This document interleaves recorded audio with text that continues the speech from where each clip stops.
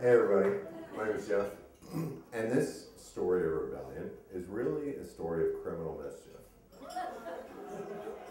So, this is back ways, and a bunch of my buddies and I were getting ready to go into helicopter flight school down in Fort Rucker, Alabama, and we were in this spot in between the time we were in process where we got issued our uniforms and took our medical evaluations and took our PT tests and our urinalysis tests and all the paperwork and all that kind of stuff, and the time that we actually started. And it was sort of a magic moment that happened where we went a little bit crazy, and me and my roommate, and I'm gonna call him Bill, which is going to be helpful for me because that's his real name and I'll be able to remember it. We went out and we met a couple of girls and brought them back to the house with us, and we had a bunch of drinks, and the girls came over and they had this ginormous bag of ganja.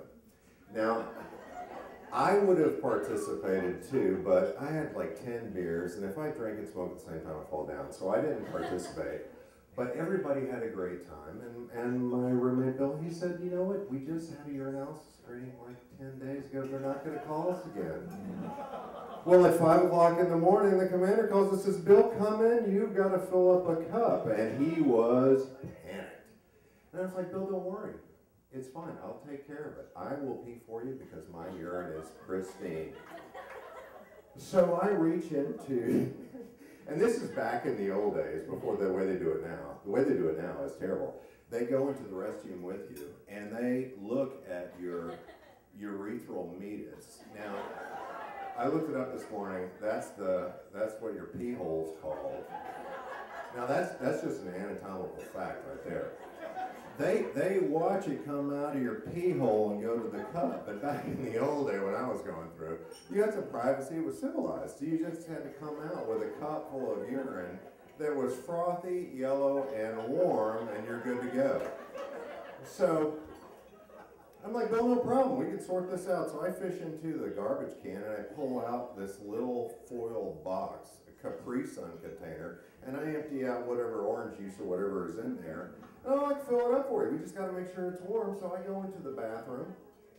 Now, some of you guys that have experience with washing your cars or watering your lawn or whatever, you realize that if you want to take a small nozzle and put it on a big hose, it's easier to do when the water's not going full blast. Now, my kidneys have been kicking out like 10 beers worth of drinking the night before, and I don't think about this stuff, but my pee hole is a little bit bigger than that little straw hole in top of the Capri Sun container. So there I am in the bathroom trying to mash my dick down on top of this thing and line up my pee hole with the straw hole, and I gotta tell you, I got it done, but I was wet from my knees to my floating rib by the time it was all over with. So I come out and I'm like, here, Bill, are you happy now?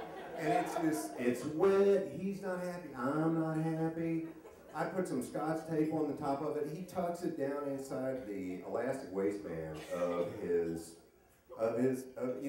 pants that he's wearing and jumps into his Jeep CJ7 and takes off down the 5 miles to go to Post, which is full of potholes. Well, I wasn't really careful with Scotch tape, so he's driving down the road, he's bouncing all over the place, the tape comes undone, and with every little bump and jostle, the elastic waistband of his sweatpants starts pulling tighter and tighter into the Capri Sun container, and by the time he gets to the Post, he is just like me when he left the house. He's covered from his knees to his floating rib.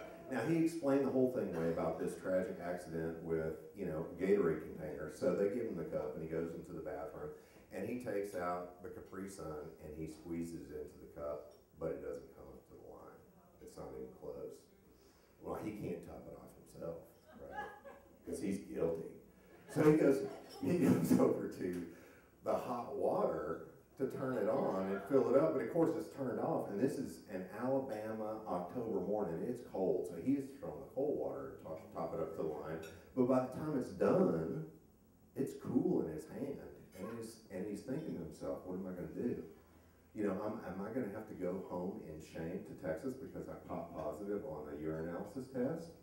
Because this isn't warm enough? Well, he did the only thing that he could do, He took this, he took this jar full of water and my urine, and he put it in his mouth and he gargled it for 90 seconds until the heat of his mouth brought it up to body temperature, and then he spit it back into the cup.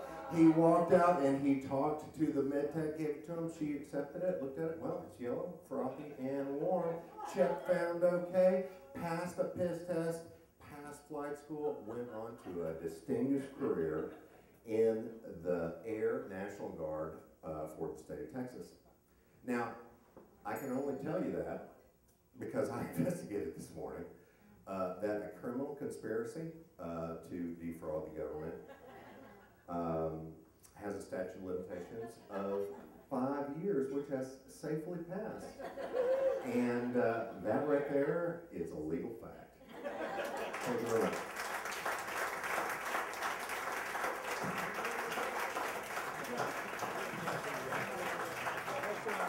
Jeff, everybody.